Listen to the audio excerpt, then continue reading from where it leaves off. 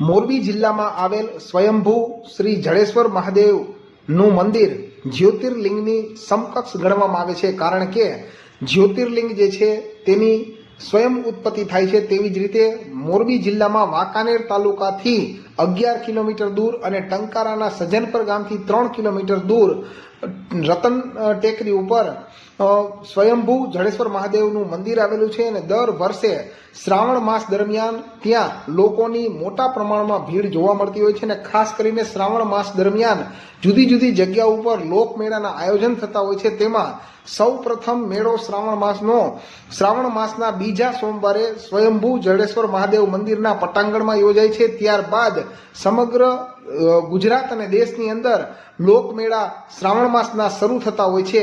આજે શ્રાવણ માસનો પહેલો સોમવાર હોય, મોટી સંખ્યામાં શ્રદ્ધાળુઓ ત્યાં દર્શન પૂજન કરવા માટે થઈને ઉમટ્યા હતા.